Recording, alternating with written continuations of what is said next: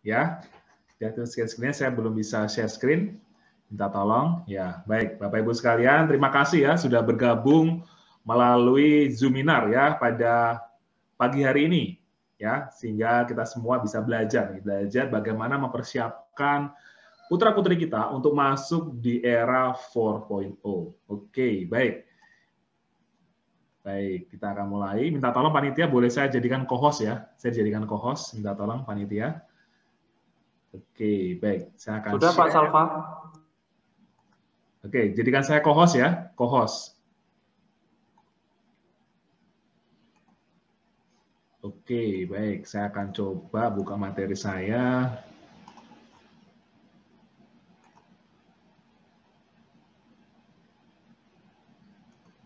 Oke, baik.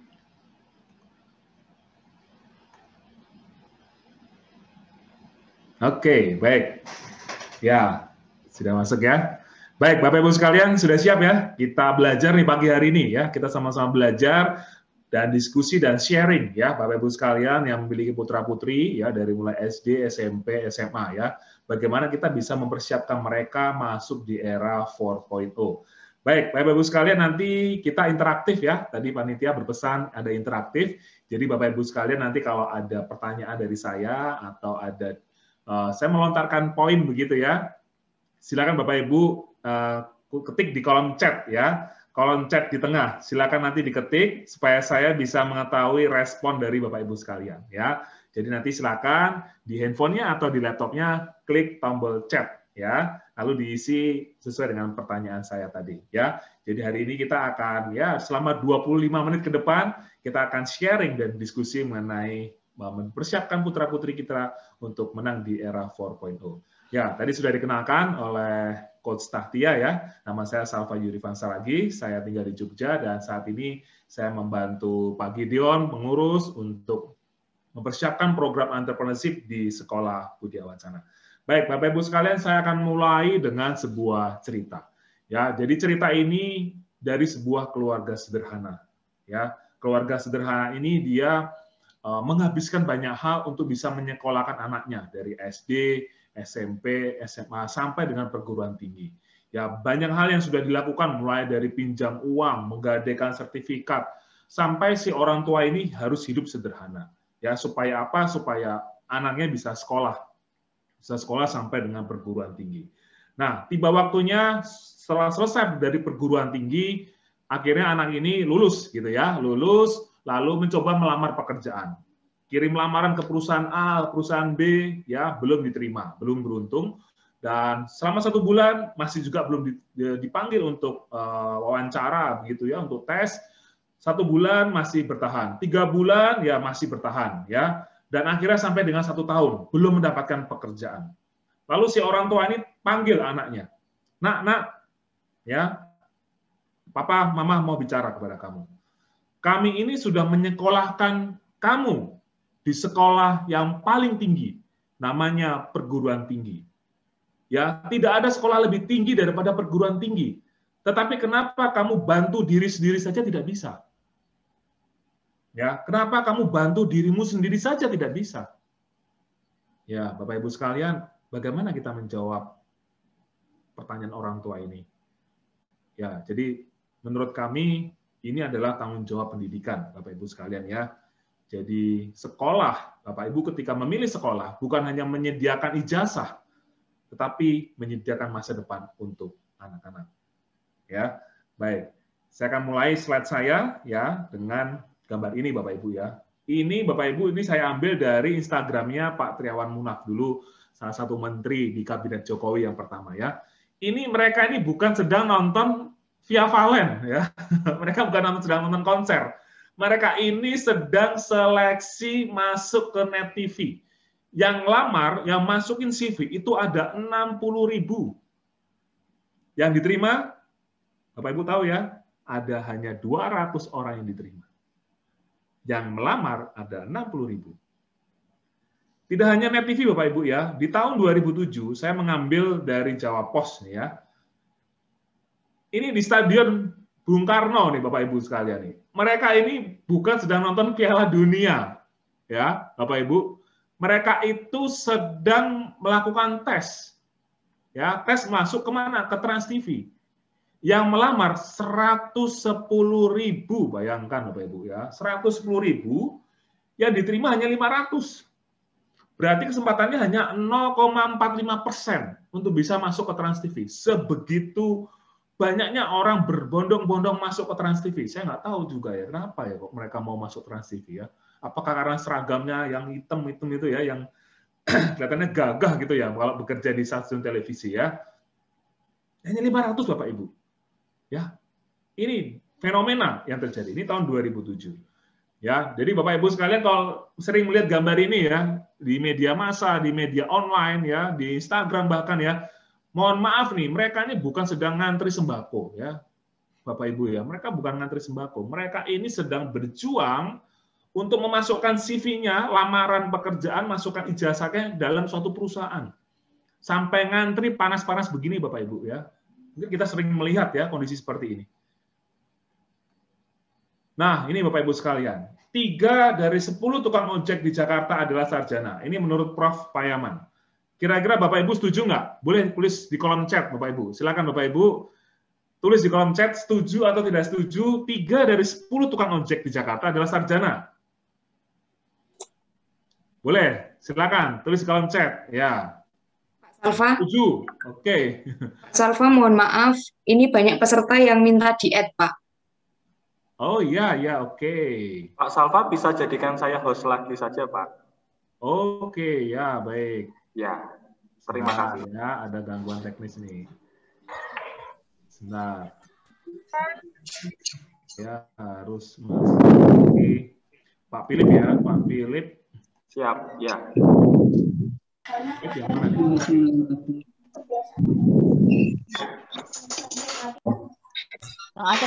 Saya jadikan co-host saja Pak Philip. Tampaknya di situ tidak ada fitur co-host, adanya host saja Pak, tapi tidak apa-apa. Oke. Berarti kan dimasukin yang silakan, Philip. Sudah bergabung ya?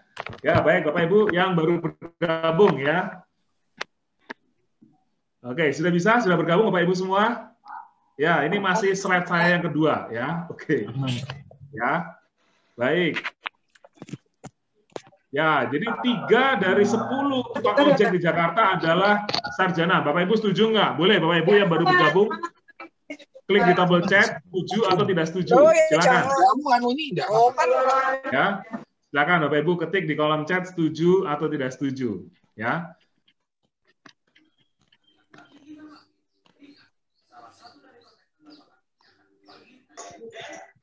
Yang benar, Pak. Ya, 3 dari 10 tukang ojek di Jakarta adalah sarjana. Ya, Bapak Ibu boleh ketik di kolom chat setuju atau tidak setuju. Ya, oke, baik. Ya, ada setuju. Mau speakernya, oke di mute, oke. Baik, Bapak Ibu sekalian, ini adalah fenomena ya di negara kita.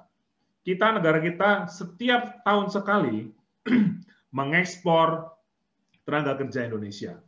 Ya, jadi mereka bekerja di Hong Kong, bekerja di Malaysia, bekerja di Taiwan, ya, melalui agensi. Dan mereka dikontrak selama 5 tahun. Ya, 5 tahun tidak boleh pulang ke Indonesia. Bayangkan Bapak Ibu, ketika ada TKI, seorang ibu memiliki anak usia 1-2 tahun. Dia harus bekerja di luar negeri, bekerja di Malaysia selama 5 tahun. Berarti selama 5 tahun dia tidak bertemu dengan anaknya. Bapak Ibu bisa bayangkan, selama 5 tahun dia tidak bertemu dengan anaknya. Apa yang terjadi? Nah, pertanyaannya adalah, kenapa mereka merelakan mengorbankan keluarganya untuk bekerja di luar negeri? Kenapa mereka tidak bekerja di dalam negeri? Mereka mengorbankan anaknya, kasih sayang orang tuanya, untuk mendapatkan pekerjaan. Dan harus di luar negeri. Nah, kenapa? Ya, dan ini data dari CNBC, ya saya dapatkan ini data menyampaikan bahwa 6,8 juta orang menganggur sebelum COVID, apalagi setelah COVID. Dan didominasi lulusan SMK, Bapak Ibu ya, 8,49%. Bukankah lulusan SMK dipersiapkan untuk bekerja? Ya, bukankah lulusan SMK dipersiapkan untuk mereka siap bekerja? Kenapa mereka menganggur? Ya? Nah, inilah menjadi tantangan buat kita semua. Ya, apalagi lulusan S1. Ya, bayangkan setiap setahun sekali kita punya ribuan perguruan tinggi, ribuan sekolah menghasilkan mencetak lulusan. Ya, jangan sampai mereka menjadi bagian dari pengangguran ini. Nah, jadi Bapak Ibu sekalian, barang yang paling langka di Indonesia dan di dunia adalah lapangan pekerjaan. Bapak Ibu setuju atau tidak setuju? Boleh ditulis di kolom chat. Ya, barang yang paling langka di Indonesia dan di dunia adalah lapangan pekerjaan. Setuju atau tidak setuju, Bapak Ibu? Silakan. Kalau setuju tulis di kolom chat. Kalau tidak setuju tulis di kolom chat. Ya, boleh semuanya terlibat ya. Setuju, setuju, setuju. Oke, ya. Jadi barang yang paling langka adalah lapangan pekerjaan. Baik. Nah, ini sekarang kita masuk ke dalam revolusi industri yang keempat. Ya. Kita kenal dengan industri 4.0. Kalau kita melihat sebelumnya, ada revolusi industri yang pertama, itu kaitan dengan mekanisasi. Ya. Lalu yang revolusi industri kedua, tahun 1870, kaitan dengan elektrifikasi. Tahun 1970, masuk ke dalam industri revolusi yang ketiga, otomasi dan globalisasi. Hari ini, kita berbicara tentang digitalisasi. Semua perangkat terkoneksi dengan internet. Itu yang dikenal dengan Internet of Things. Semua perlengkapan-perlengkapan terhubung melalui cloud, terhubung melalui server, ya. Tujuannya untuk apa? Efektivitas, ya. Produksi semakin lebih cepat, lebih hemat. Dengan cara apa? Menggunakan digitalisasi. Ya, makanya kita kenal dengan revolusi industri yang keempat. Nah, pertanyaannya, kita menggunakan teknologi, kita menggunakan digitalisasi. Teknologi ini kawan atau lawan, Bapak Ibu? Ayo, boleh tulis di kolom chat. Ya, teknologi ini ya untuk mempercepat sistem ini ya, mempercepat proses produksi ini kawan atau lawan? Boleh tulis di kolom chat, Bapak Ibu. Silakan. Kawan dong. Oke, kawan sekaligus lawan. Gimana tuh? Kawan sekaligus lawan. Kawan lah. Oke. Oke, semua rata-rata menyebut teknologi adalah kawan ya. Tergantung sikon, oke. Dua-duanya, oke. 70% kawan, 30% tantangan. Oke, baik. Kawan tapi bisa jadi lawan. Oke. Ya, baik. Terima kasih partisipasinya Bapak Ibu ya. Nah, sekarang saya mulai dengan ini. Teknologi kawan atau lawan. Nah, ini Bapak Ibu sering memakai ini ya. Ini kalau akhir-akhir bulan begini nih, ini temannya ATM ya. Sudah mulai gajian, datang ke ATM ya. Lalu ATM ini ya operasional selama 24 jam. Ya. Nah, pertanyaan saya, ATM yang sering kita lihat ini menggantikan posisi apa di dalam dunia offline, di dalam dunia kerja? Mereka menggantikan posisi apa? Wah, ini ada yang bekerja di bank juga nih, jadi background-nya ini bicara ATM pas ini ya. Menggantikan posisi apa? Oke, teller. Oke, bagus. Yes, teller. Betul, Bapak Ibu sekalian. Silakan partisipasinya, tulis di kolom chat. Teller. Yes, oke, baik. Jadi, ATM ini menggantikan posisi teller. Nah, Bapak Ibu sekalian, ATM itu menyala 24 jam. Ya, artinya 3 shift gitu ya. 1 shift 8 jam kerja. Berarti ada 3 orang teller mewakili satu ATM. Ya. Nah, pertanyaannya kita katakanlah ya Bank Mandiri gitu ya. Bank Mandiri itu dia punya 20.000 ATM di seluruh Indonesia. 20.000 ATM. Berarti ada 3 kali 20.000, berarti ada 60.000 teller digantikan dengan mesin ATM. Pertanyaannya, misalnya begini, 60.000 teller ini Bapak Ibu ya demo ke Pak Jokowi. Pak Jokowi, hapuskan ATM supaya kami 60.000 teller ini mendapatkan pekerjaan. Kira-kira Bapak Ibu setuju nggak? Tulis di kolom chat Bapak Ibu, setuju atau tidak setuju? Boleh. 60.000 ini demo ke Pak Jokowi. Pak Jokowi, hapuskan ATM. Setuju atau tidak setuju Bapak Ibu? Silakan tulis di kolom chat. Ah, ini tidak, enggak. Tellernya sering judes. Oke. Tidak setuju ya. Ya, rata-rata yang menyampaikan di sini tidak mungkin terjadi. Dan rata-rata teller susah lah dihapus gitu ya. Jadi teknologi kawan atau lawan? Ya, rata-rata kita menyampaikan tidak setuju. Oke, baik. Nah, ini Bapak Ibu sekalian. Ini lagi tren di Cina. Ya, launching namanya taksi tanpa pengemudi namanya AutoX. ya tanpa pengemudi. Ya, jadi dia jalan sendiri begitu ya. Kita tinggal duduk di belakangnya. Nah, apa yang terjadi di Cina? Ya, apa yang terjadi di Cina? Bentar lagi akan masuk Indonesia. Ya, kita sering mengamati ya, di Cina sedang tren, bentar lagi akan masuk ke Indonesia. Nah, Bapak Ibu sekalian, ketika AutoX ini diadopsi perusahaan di Indonesia, dia ingin masuk ke Indonesia, AutoX ini ya, kira-kira Bapak Ibu setuju nggak? Silakan tulis di kolom chat. Setuju nggak taksi tanpa awak ini masuk ke Indonesia? Nggak setuju. Oke. Setuju nggak? Lebih enak loh, praktis. Oke, rata-rata nggak setuju ya. Jadi besok kalau ada perusahaan taksi yang non-mobile atau non-driver, kita bisa ngomong ke Pak Jokowi, Pak Jokowi jangan Pak, karena ada pekerjaan driver yang akan hilang gara-gara AutoX ini. Ya, Bapak Ibu sekalian ya, setuju ya, tidak setuju nih ya, besok kalau nanti masuk ke Indonesia, kita menyuarakan gitu ya. Oke, baik. Nah, Bapak Ibu sekalian, ini kita menjadi teman kita waktu masa pandemi ini ya. Ini teman kita nih ya, Tokopedia, Bukalapak, Zalora, OLX, Sellstock. Ini marketplace luar biasa, pertumbuhannya selama masa pandemi ini luar biasa naik. Bapak Ibu sekalian, ya, Tokopedia, Bukalapak menggantikan posisi apa di dalam dunia nyata, di dalam dunia offline? Pekerjaan apa yang digantikan oleh Tokopedia? Boleh tulis di kolom chat, Bapak Ibu sekalian. Silakan. SPG, oke, ya, pekerjaan SPG digantikan Tokopedia, oke. Apalagi Pramuniaga, oke, penjaga toko, Pramuniaga, apalagi Bapak Ibu yang tergantikan oleh OLX, tergantikan oleh Zalora, Pramusaji, ya, showroom, yes, ya, supermarket tergantikan, ya, kasir, ya, sales, ya, bahkan sales juga mulai tergantikan dengan adanya Bukalapak gitu ya. Semuanya, wah, semuanya apa tuh Pak Victor ya, boleh di-share ya. Supermarket, pasar, ya pasar tergantikan oleh dengan Tokopedia, Zalora ya.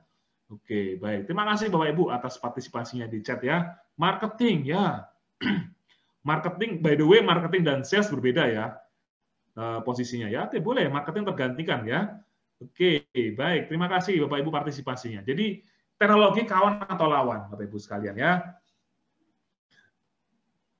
Oke, dan ini sering kita lihat ya, hampir di semua lini kehidupan kita, di rumah, di tempat kerja, ketika kita mengendarai kendaraan, ketika kita mau traveling, semua sudah ada digitalisasi. Di semua sendi kehidupan kita.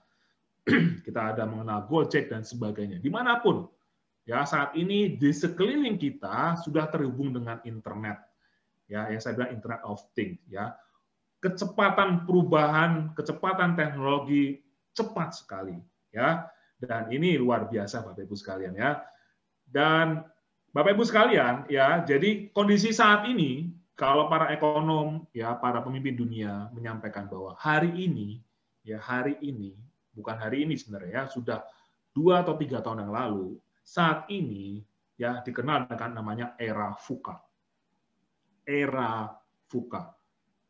Yang pertama adalah volatility, ya. Volatility itu adalah perubahan begitu cepat terjadi, ya. Bapak Ibu juga merasakan, ya. Setiap tahun sekali itu ada muncul smartphone baru.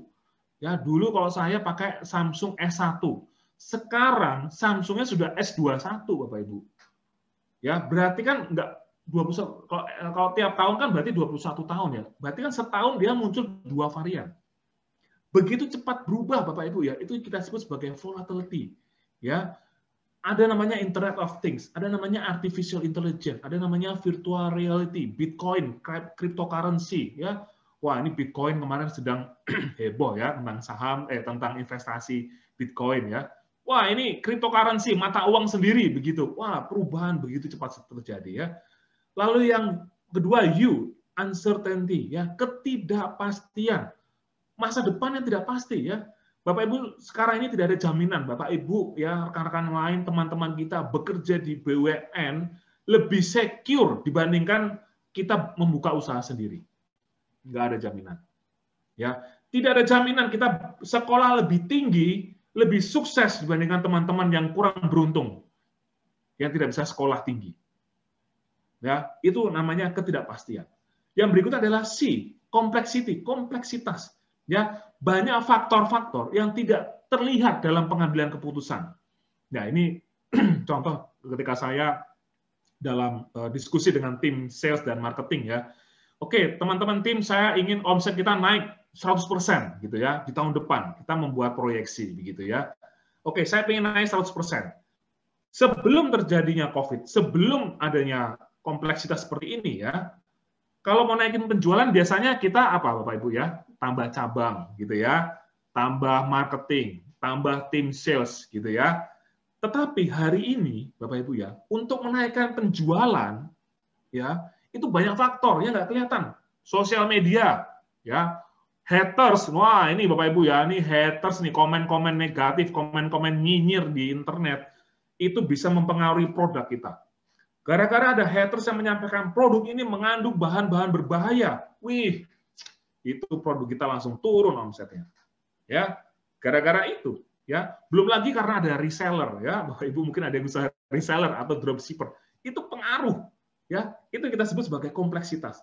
Jadi untuk menaikkan omset perusahaan, omset suatu usaha, ini banyak faktor yang tidak terlihat, beda dengan sebelumnya. Lalu yang terakhir adalah A, ambiguity, ya, membingungkan, ya. Saat ini kita membingungkan lah, ya, Bapak Ibu ya, ketidakjelasan, ya, keterkaitan antara satu peristiwa dengan peristiwa yang lain, ya. Kita bisa menggunakan strategi A di tahun lalu dan berhasil, tetapi di tahun ini kita menggunakan strategi A yang sama, hasilnya bisa beda. Ya, mungkin Bapak Ibu yang bekerja juga bisa merasakan, ya. Nah, inilah yang para ekonom menyebutnya adalah sebagai era VUCA, volatility, uncertainty, complexity, dan ambiguity. Ya, Bapak Ibu sekalian, luar biasa ya. Oke, baik. Nah, lalu bagaimana ini ya? Nah, ini kita masuk ke dalam jawaban ya. Bagaimana kita mempersiapkan anak-anak kita? Bagaimana kita mempersiapkan diri kita bahkan ya. Nah, Bapak Ibu sekalian, saya mengutip dari World Economic Forum. World Economic Forum ini salah satu forum pemimpin dunia berkumpul Bapak Ibu di suatu tempat gitu ya, di suatu negara. Pemilik perusahaan kelas dunia sekelas Microsoft ya, sekelas Tesla diundang Bapak Ibu. CEO perusahaan kelas top ya, perusahaan kelas dunia diundang Bapak Ibu dalam World Economic Forum. Mereka mencoba merumuskan, mendiskusikan kondisi perekonomian dunia. Dan mereka memberikan ada satu kesimpulan yang bisa kita pakai. Ya, dunia kerja dan di dunia bisnis ada 10 skill yang dibutuhkan supaya kita bisa bertumbuh, supaya bisa berkembang. Nah, 10 skill ini yang mau saya bagikan kepada Bapak Ibu sekalian, supaya kita memiliki gambaran ya 10-20 tahun ke depan. Ya, ini data ini diambil ketika tahun 2018. Ya, Pak Jokowi juga hadir. Dirumuskan untuk tahun 2020.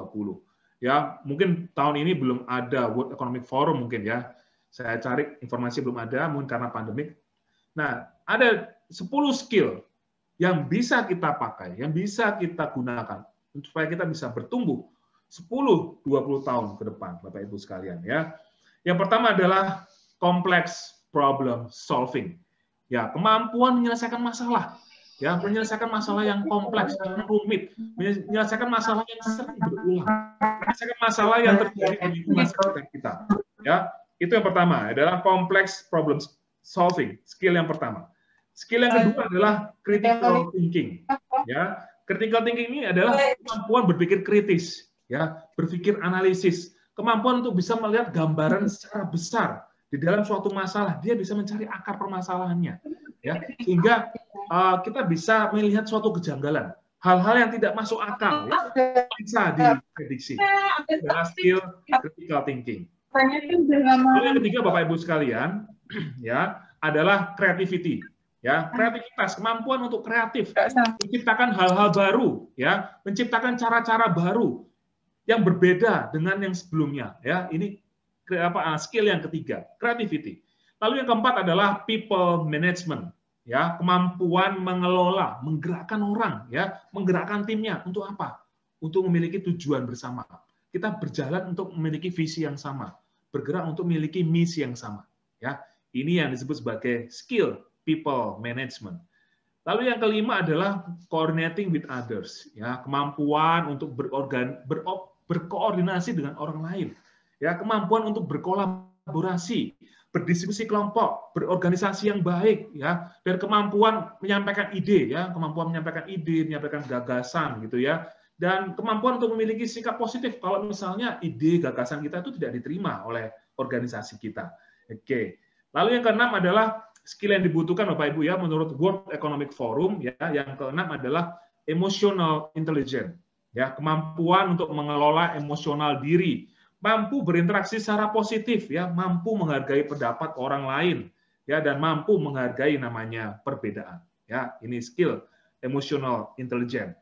Nah, lalu skill yang ketujuh Bapak Ibu sekalian ada namanya judgment and decision making. Kemampuan menilai dan mengambil keputusan secara cepat, ya, secara tepat. Apalagi kita masuk di era VUCA, volatility, serba cepat berubah, uncertainty, serba tidak pasti. Ya, dibutuhkan kemampuan untuk mengambil keputusan secara cepat dan tepat. Nah, yang kedelapan adalah service orientation. Ya, saya kira semua posisi, semua jabatan, Bapak Ibu bekerja di suatu posisi, kita harus memiliki mindset cara berpikir untuk bisa melayani orang lain. Bisa senyum gitu ya, bisa ramah tamah, kita bisa memberikan sesuatu yang melebihi ekspektasi pimpinan kita, customer kita, ya, dan kita juga bisa namanya berempati dengan orang lain. Ya, ini skill service orientation.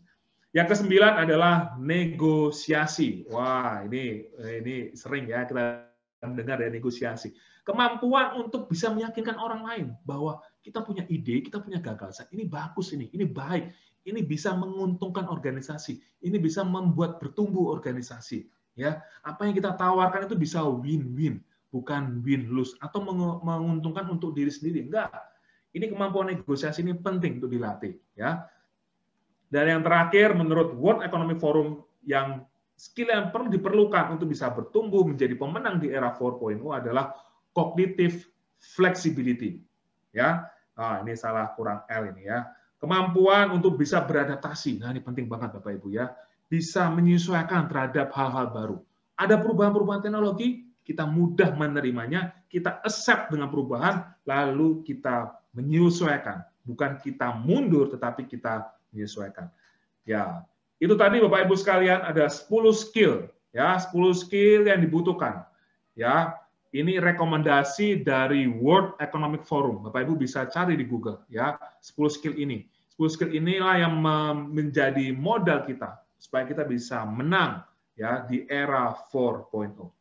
Nah, dari 10 skill ini Bapak Ibu sekalian, inilah juga yang menjadi dasar kami, menjadi panduan kami, menjadi rekomendasi kami. Kita masukkan 10 skill ini ke dalam kurikulum sekolah kami di Buddha Wacana.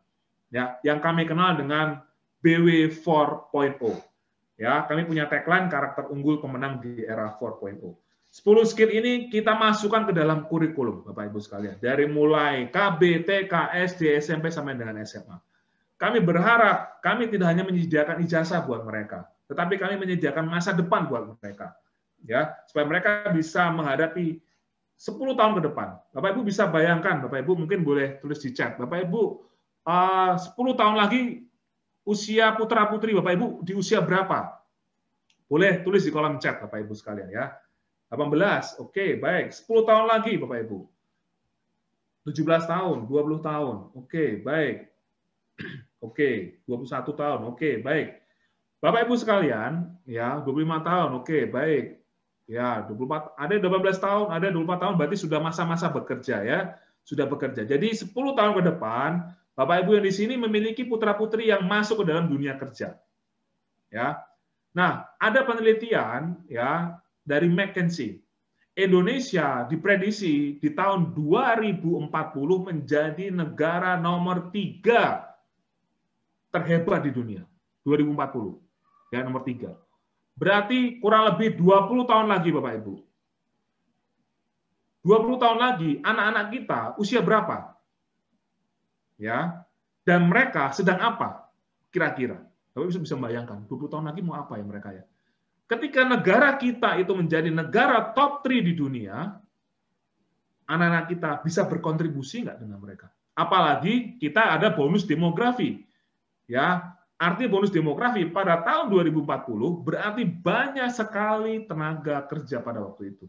Apakah putra-putri kita siap memasuki dunia kerja pada waktu itu, atau mereka punya pilihan yang lain. Ya, kita sebagai orang tua bisa memberi pengaruh pada putra-putri kita. Tidak hanya masalah memilih sekolah, tetapi kita bisa berkontribusi untuk pendidikan masa depan mereka. Nah, BW 4.0 kami menyiapkan itu Bapak Ibu, sehingga kami merumuskan ada 3 hal. 3 hal yang menjadi keunggulan Budaya Wacana. Ada 3 hal yang kami latih. Pertama adalah keterampilan komunikasi digital, yang kedua adalah computational thinking, dan yang ketiga adalah entrepreneur. Nah, entrepreneur ini yang menjadi keunggulan Budaya Wacana. Ya, nah saya berikan sedikit ya mengenai entrepreneur, mengenai KKD. Ya, ini contoh yang akan kami latih nanti di sekolah dasar. Ya, salah satunya mengenal konten, bijak berinternet, ya, teknik wawancara, teknik fotografi, ya. Bicara konten ini Bapak Ibu sudah tahu sekali sekarang di sosial media begitu ribut, ya, berisik nih sosial media nih Bapak Ibu ya. Ada yang konten ngeprank lah, ada yang nikah ditampilkan di televisi live gitu ya. Waduh ya. Ada yang konten tuh yang suka jelek-jelekan orang lain, namanya apa sih namanya? Saya lupa ya. Bapak Ibu kalau yang suka dia diberi tugas untuk menjelek-jelekan orang lain ya. Konten-konten pamer-pamer itu ya, pamer-pamer kemewahan. Itu kami latih Bapak Ibu. Ya, kita latih mereka supaya bisa membedakan mana konten positif, mana konten negatif ya. Bukan bullying, bukan. Kontennya itu dia tugasnya adalah menjelek-jelekan orang itu. Apa sih? Kalau kita ngeprank itu kan jelas ya, jebak gitu ya. Tapi ada salah satunya, namanya apa? Saya lupa itu. Kiki Saputri itu Bu, namanya apa ya? Bapak Ibu di sini kelihatan ini generasinya nih. Enggak tahu istilahnya, saya juga lupa. Apa? Roasting, yes, Burhan ini. Wah, ini Burhan ini pasti suka nonton ini YouTube-nya Putri ini ya. Roasting ya. Konten roasting itu Bapak Ibu ya, itu digemari itu. Yang nonton itu jutaan Bapak Ibu ya. Yang nonton Atta Halilintar itu ya pamer kemewahan dan sebagainya. Jutaan. Kami Sekolah Budaya Wacana peduli terhadap itu Bapak Ibu. Kami melatih mereka mana konten yang baik, mana yang konten tidak baik. Kami latih mereka teknik fotografi, videografi, cara membuat akun YouTube. Jadi kami mendorong mereka untuk masuk ke dalam era digital. Ya, bukan malah menghindari, kita mendorong mereka untuk masuk. Dan yang kedua adalah kami memiliki namanya computational thinking. Ya, kami ajari mereka mengenai apa sih perangkat keras, ya, dasar-dasar pengoperasian komputer, aplikasi game pembelajaran, ya, Bapak Ibu sekalian. Wah, ini kalau bicara game, waduh, ya pasti ya anak-anak kita ini sedikit-sedikit game. Tetapi sekolah ingin berkontribusi. Kita berikan jenis-jenis aplikasi game yang cocok buat mereka. Ya, aplikasi game yang belajar gitu ya. Bukan aplikasi game yang having fun aja gitu ya. Dan di computational thinking kita ajari mereka untuk bisa namanya problem solving. Ini penting banget. Ini skill yang dibutuhkan sesuai dengan tadi rekomendasi dari Economic Forum ya. Pola, sorting object, dekomposisi, algoritma ya, ini kita latih pada putra-putri yang sekolah di Budaya Wacana. Dan yang terakhir Bapak Ibu, ini entrepreneur. Wah, ini luar biasa Bapak Ibu. Kami melatih mereka dari mulai KBT, KSD, SMP, SMA untuk bisa memiliki cara berpikir sebagai seorang entrepreneur. Ya. Salah satunya ya ini di SD berani berkenalan dengan orang baru, ya, inovatif, menciptakan hal baru, mengamati tren ya di lingkungan sekitar, berkreasi, memberikan nilai tambah. Nah, ini yang paling penting Bapak Ibu. Kami bisa jamin di sekolah manapun Bapak Ibu sekalian, tidak ada yang melatih mengenai literasi keuangan. Ini menurut kami penting sekali. Ya, Bapak Ibu bisa melihat di tempat lain. Literasi keuangan. Kami ingin melatih anak-anak mengenai apa isi itu saham, apa itu pasar modal, apa itu namanya reksadana, apa itu namanya menabung, apa itu emas, apa itu namanya perak, apa itu namanya penjualan pinjaman online, kartu kredit dan sebagainya. Karena hari ini banyak sekali anak-anak kita, putra-putri kita terjerumus dalam kartu kredit, terjerumus dalam pinjaman online. Akhirnya mereka tidak tahu jalan keluarnya seperti apa. Ya. Kenapa? Karena selama mereka sekolah tidak pernah diberikan pendidikan literasi keuangan. Nah, Budaya Wacana memiliki tanggung jawab itu. Kami ingin mengajar putra-putri kami biar mengerti apa itu kartu kredit, apa itu pinjaman online, apa itu bunga, apa itu bunga berbunga, apa itu saham, pasar modal. Kalau mau mencari modal, cari di pasar modal, gitu ya kalau jokesnya. Kalau mau mencari ikan di pasar ikan, kalau mencari buah di pasar buah, kalau mau mencari modal di pasar modal, kurang lebih begitu ya. Nah, kita memberikan mereka ya tentang literasi keuangan. Dan yang berikut adalah marketing. Wah, ini luar biasa ya, Bapak Ibu sekalian. Kami ingin melatih putra-putri di Sekolah Budaya Wacana untuk memiliki mindset sebagai seorang entrepreneur. Mereka bisa menjadi solusi buat dirinya sendiri dan bagi orang lain. Kami berpengharapan, ya, memang punya pengharapan yang besar. Mereka bisa memiliki usaha sendiri. Tetapi ketika mereka pun tidak lulus menjadi seorang to be entrepreneur, kami nyebutnya sebagai to be entrepreneur, paling tidak mereka tahu tentang entrepreneur, mereka bisa to do entrepreneur. Sehingga apapun panggilan mereka, dimanapun mereka ditempatkan, entah sebagai seorang guru, sebagai seorang dosen, sebagai seorang karyawan, menjadi profesional, mereka bisa memiliki entrepreneur. Cara berpikir seorang entrepreneur dimanapun mereka ditempatkan. Tentunya sudah dibekali sejak mulai di KB, TK, SD, SMP, sampai dengan SMA. Ya. Ya, jadi itu Bapak Ibu sekalian ya yang bisa saya sampaikan mengenai BW 4.0 dan ada 10 skill yang Bapak Ibu bisa mencoba mempraktekkan begitu ya, melihat bahwa ini yang menjadi kebutuhan buat putra-putri kita 10-20 tahun ke depan. Baik, terima kasih Bapak Ibu sekalian ya, sukses buat kita semua, tetap semangat.